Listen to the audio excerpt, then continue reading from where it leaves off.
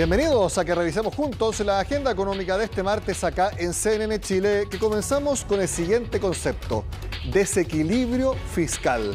Eso es lo que algunos economistas como Andrea Repeto, José de Gregorio, Eduardo Engel y Rodrigo Valdés dicen que podría suceder si es que se aprueba tal como está la pensión garantizada universal, específicamente por sus fuentes de financiamiento.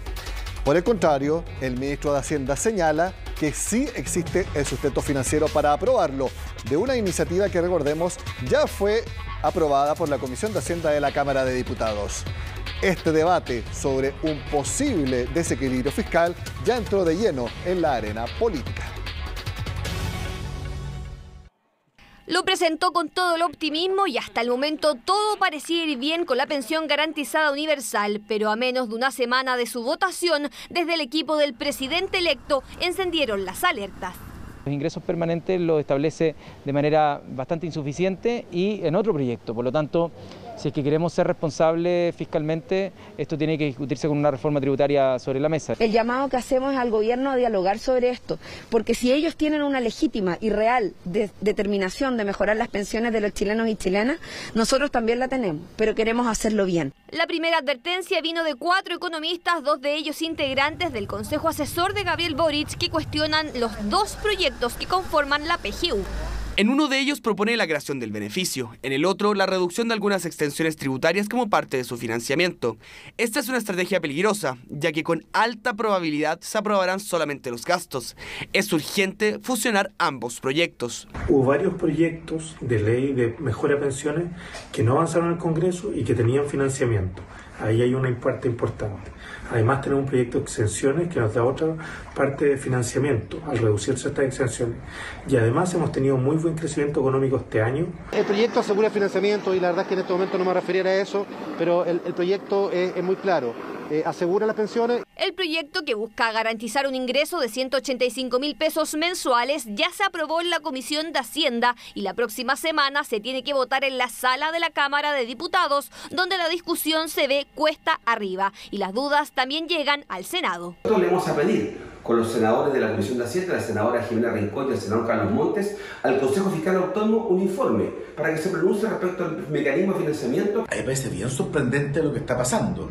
La izquierda decía que era muy relevante mejorar las pensiones en Chile y cuando se hace a través de la PGU, ahora cuando se necesitan los votos, dice que no está el financiamiento. Una de las propuestas de la oposición es fusionar el proyecto con la reforma del gobierno que asegura lo financia, un camino dicen imposible y por eso el llamado es aprobar la iniciativa. Es increíble que ahora el Frente Amplio sí escuche a los economistas que tanto rechazó en el Congreso. Para ser claro, no hay situación compleja. Se requiere probablemente tener una mirada tributaria para financiar este tema en particular, pero no perdamos la oportunidad y no nos quedemos en la cuestión pequeña. Yo creo que los argumentos económicos no pueden ser utilizados para obstruir, y menos para obstruir algo tan necesario como el aumento de las pensiones de aquellos que más lo necesitan. En medio de la tensión instalada por el círculo cercano a Gabriel Boric, se votará el próximo lunes en la sala de la Cámara de Diputados la pensión garantizada universal. La reforma que busca financiarlo, que va en otro proyecto, será revisada el martes en la Comisión de Hacienda de la Cámara Baja. Más adelante en el programa seguiremos hablando sobre estas dudas sobre el financiamiento de la pensión garantizada universal. Y vamos a seguir hablando de pensiones porque en lo que va de diciembre, específicamente el día 26, todos los multifondos que administran las AFP rentan positivo. Vamos a ver el adelanto que hace, como siempre, el Centro Ciedes, que es de la Cámara Chilena de la Construcción. El Fondo A lidera con un 1,22% de alza, le sigue el Fondo B con 0,98%, luego el C 0,41%. Luego vamos a los fondos más conservadores del sistema, el Fondo D con un alza de 0,16% y también el Fondo E prácticamente en cero, porque el alza es de apenas 0,02%. ¿Por qué se producen estos resultados? Algo de eso comentó el gerente general de Ciedes. En el caso de los fondos más riesgosos como el A o el B, sus buenas rentabilidades vienen determinados por los buenos resultados en los mercados internacionales, pero sobre todo por el alza del dólar en Chile de más del 2,4%, y esto a pesar de la caída de la bolsa en Chile, particularmente luego del resultado de las elecciones presidenciales. Por su parte, los fondos más conservadores vienen apalancados por la caída en las tasas de interés, luego de la menor incertidumbre, luego del rechazo del cuarto retiro de fondos provisionales y también por la moderación del discurso presidencial una vez ganadas las elecciones. Ustedes se preguntarán por qué el titular decía que los fondos más conservadores cerrarán su peor año si veíamos rentabilidades positivas en diciembre. Porque en el acumulado del año, más que en el acumulado, en el promedio de todo 2021, el fondo D y el fondo E tienen lejos su peor temporada. Vamos a ver, esto es entre enero y diciembre y les vuelvo a reiterar, al 26 de diciembre. El fondo A por lejos es el que más renta este año, 12,88% en promedio. El fondo B le sigue con 7,13% y esos son los únicos dos que rentan positivo en 2021. El fondo C, 2,60% y aquí se viene el desplome. El fondo D, 10,64% y el fondo E, 13,77%. En esto lo hemos hablado mucho, los últimos dos fondos que revisamos deben su resultado principalmente a los retiros de fondos, especialmente cuando se aprobó el tercero y cuando se empezó a discutir con fuerza un cuarto. Eso le pegó fuerte a los fondos D y E porque basan su rendimiento en la renta fija y los bonos fueron los más golpeados con esa discusión. Por más que no se haya aprobado, pero el solo hecho de que estuvo muy cerca de aprobarse, le pegó muy fuerte a los fondos D y E. En contrapartida, ¿qué generó eso como efecto? Alza en los créditos hipotecarios y en las restricciones a los mismos créditos hipotecarios en cuanto, por ejemplo, a la cantidad de años que se da como plazo para pagarle. Bueno, como ven, todo el sistema financiero está interconectado. Vamos ahora a otro tema que tiene que ver con un rubro que sigue teniendo un excelente 2021, pero sabemos que eso no se va a repetir para 2022. Me refiero al comercio, en este caso el comercio minorista presencial, es decir, en tiendas físicas de la región metropolitana, que sigue creciendo a 2 dígitos, 22,8% de alza en noviembre. Con esto, el trimestre septiembre, octubre, noviembre tiene un aumento de 29,7% anual. Son cifras positivas, enormes, pero que igual muestran una desaceleración. Por ejemplo, en octubre, solamente ese mes hubo un alza de 34,2% en las ventas. De todas formas, las ventas presenciales en la región metropolitana tienen un alza real de 34% entre enero y noviembre promedio. Un número enorme que, como les digo, responde a la liquidez en las casas por el ingreso familiar de emergencia y también por los retiros de fondos. Por lo tanto, esa enorme inyección de recursos es lo que ha permitido estos números y que no se van a repetir en ningún caso durante 2022. Eso mismo es lo que explica la gerenta de estudios de la Cámara Nacional de Comercio. Hay que tener claro, eso sí, que son más bien variables transitorias las que están detrás de estos crecimientos, la alta liquidez de los hogares producto de los retiros y las ayudas fiscales, junto también a la mayor movilidad que hemos tenido durante este segundo semestre tras meses de encierro. Ahora, al ser variables transitorias, claramente una vez que estas vayan desapareciendo, vamos a ver una contracción en el sector, sobre todo si no somos capaces de recuperar empleos formales y de calidad. Hacemos la pausa y volvemos con más agenda económica acá en CNN Chile.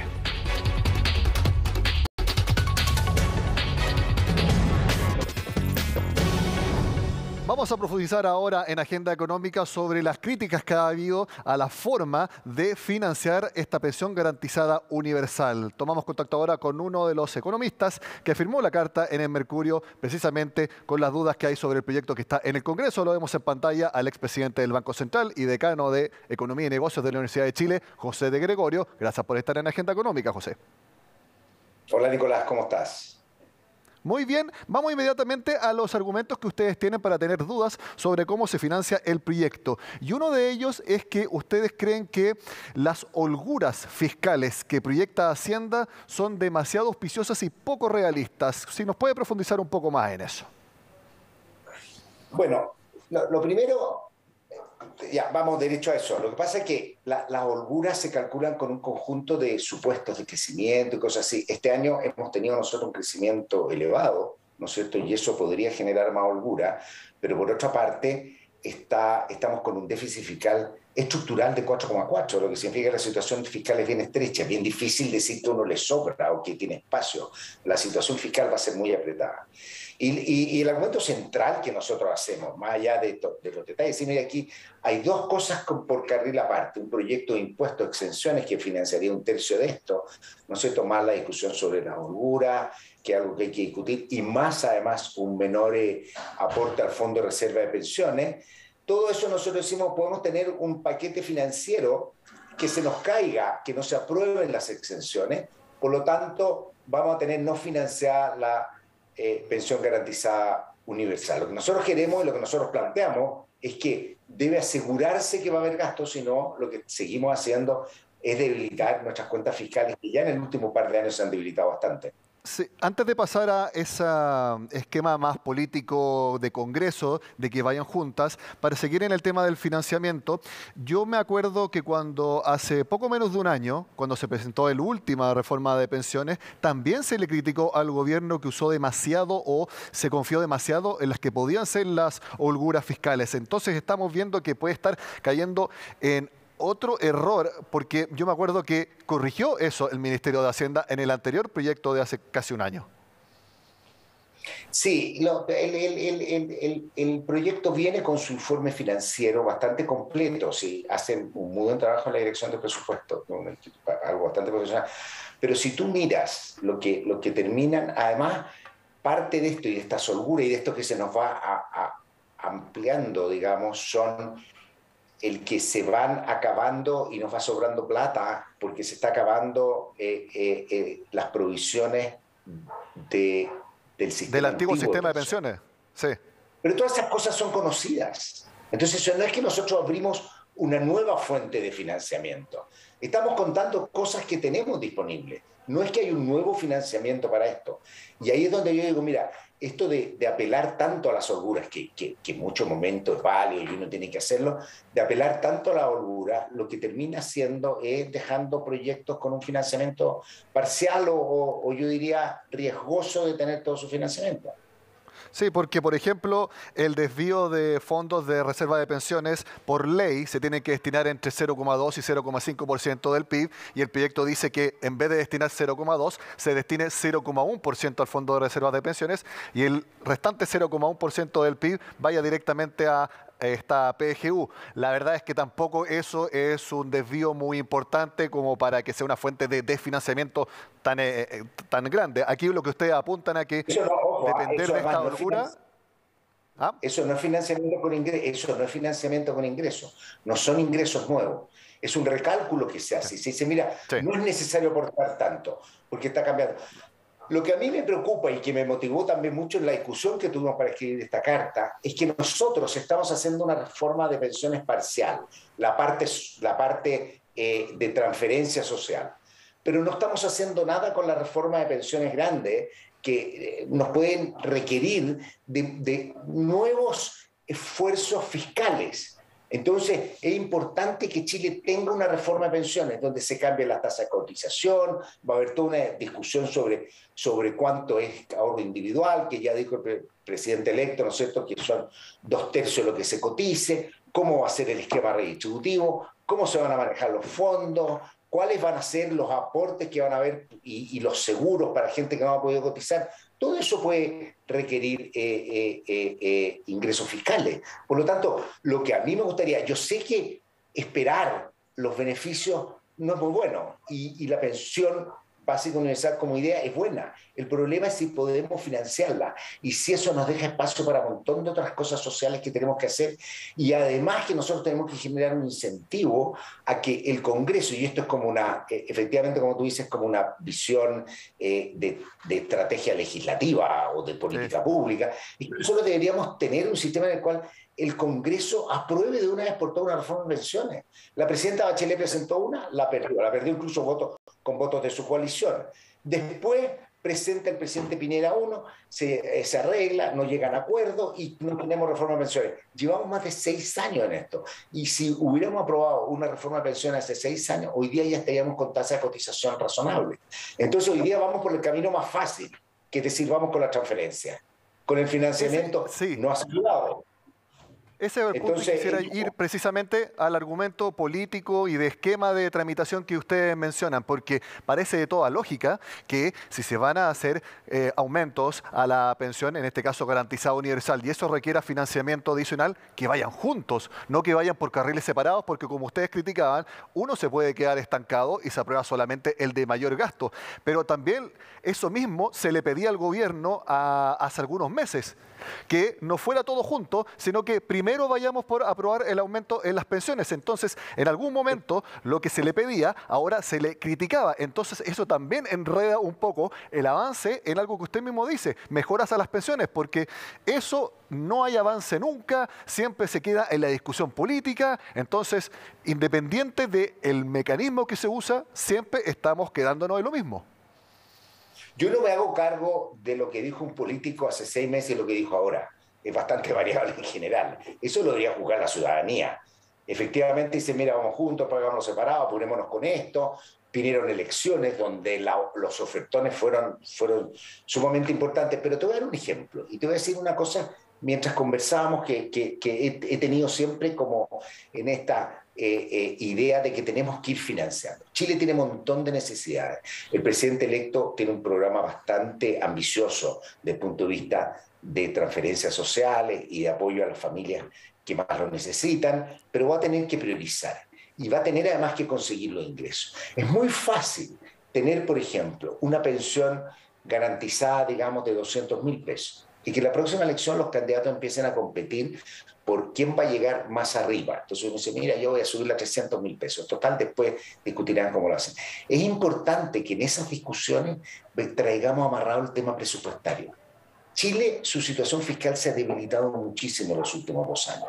Partimos que se dio con deuda de 25, vamos a terminar en 40, inédito, justificado en gran parte, ¿no es cierto?, por la pandemia, a destiempo, debería haber sido mucho más cargado el 2020, fue mucho más cargado el 2021, podemos tener una larga discusión sobre eso, pero tenemos una situación fiscal más débil y tenemos que acompañar, si nosotros queremos tener una economía donde las tasas de interés sean bajas, lo cual favorece a todo el mundo, ¿no es cierto?, en términos de crédito hipotecario, de inversiones, ¿no es cierto?, una economía que genere confianza, tenemos que tener cuentas fiscales sólidas. Uno de los grandes talones de Aquiles es la debilidad de las cuentas fiscales. Y es algo que hemos tenido durante los últimos 30 años. Hemos tenido una situación fiscal tremendamente sólida, en la cual ahorramos mucho durante el boom del cobre, ¿no es cierto?, que permitió, entre otras cosas, parte importante, los apoyos que se han venido dando después, porque somos una economía que teníamos mucha holgura, mucho espacio, pero que se va cerrando, y eso es preocupante. O sea, en Chile podemos tener muchas discusiones sobre qué vamos a hacer, sobre los derechos sociales, por ejemplo. Los derechos sociales se pueden garantizar hasta la capacidad que tienen los estados de financiarlo, y eso es algo que nosotros no podemos comprometer, y tenemos que hacerlo con prioridades, tenemos que hacerlo con bastante rigor. ¿Usted cree entonces, José, con ese mensaje de que hay que priorizar y que se ha mencionado en otras instancias, que pensando en un realismo político para el próximo gobierno, que si va a priorizar tiene que ser en la reforma de pensiones, que ya en sí va a ser un proyecto bien difícil de legislar, si es que se hace como a usted también le gustaría, que es alza en la pensión, financiamiento, discusión de cómo va a ser el nuevo pilar contributivo, porque va a haber alza en las cotizaciones, todo eso junto. Uno debería pensar que si se quiere priorizar, ahí tendría que estar el objetivo primordial. Si yo fuera quien tiene la posibilidad de priorizar y sin una visión completa, porque no conozco las alineaciones políticas y todos los problemas que van a enfrentar la próxima administración, yo creo que hay 2 cosas claves que debería anunciar desde un principio y trabajar. El proyecto tributario, porque sin aumento de impuestos nosotros no podemos hacer los gastos primero y decir el aumento tributario va a venir 2 años después, porque incluso es probable que no llegue y que no haya acuerdo del Congreso. Tener un Congreso bastante dividido, donde hay que hacer un esfuerzo muy grande de buscar acuerdos. Los proyectos no van a ser el óptimo para nadie, todos van a tener que ceder algo, pero de eso se trata la democracia y el hacer en democracia política, es tratar de buscar acuerdos para avanzar en la dirección correcta y lo mejor posible. Y el rol que tenemos nosotros los técnicos es decir dónde hay fallas, ¿no es cierto? Y del mundo académico, decir dónde hay problemas, qué es lo que tenemos que... José, usted dice entonces que... proyecto tributario y pensiones. Y reforma de pensiones y pensiones. Pensiones porque demostraría un tremendo liderazgo del gobierno, demostraría una tremenda capacidad de llegar a acuerdos en uno de los temas que más divide a la población, a los políticos, a los analistas, ¿no es cierto? Si lograra llegar a un acuerdo en el cual, a cabo del primer año de gobierno, tenemos más o menos avanzada, cerrada, aprobada una reforma de pensiones, sería ejemplar, porque si no, vamos a seguir con el viejo pateando piedras. Si venimos pateando piedras hace muchos años en tema previsional y seguimos discutiendo y las previsiones son bajas y hay que subirlas, bueno, hay que hacer esfuerzos y hay que discutirlo. Yo diría eso. Sí. Tiene también otras cosas importantes en materia laboral que va a tener que ir definiendo, en materia de sus reformas, va a tener que elegir qué reforma. Yo dejaría atrás toda esa creación de empresas de las ferreterías públicas y esas cosas que fueron como agregados. Tiene un desafío bien importante en materia de una nueva política industrial, que ojalá, ¿no es cierto?, puedan hacer algo. Hay ideas que son interesantes, como partiendo de la base que yo conversando con gente que había estado en esta discusión, pero la base, Chile es un país bien raro, donde cambia el gobierno y cambia el ejecutivo y las políticas de la Corfo. Nosotros deberíamos tener al menos una estructura relativamente estable. Creo que en esas cosas tenemos que avanzar.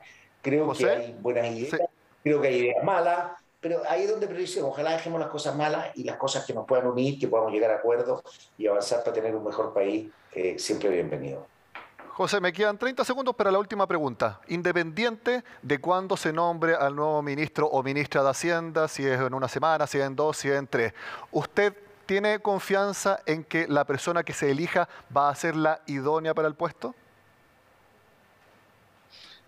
En menos de 30 segundos. Yo creo que primero me carga el pautear. Creo que tienen que nombrar los mejores posibles. Creo que el Ministerio de Hacienda es un ministerio clave. A quien nombre vamos a tener que ayudar.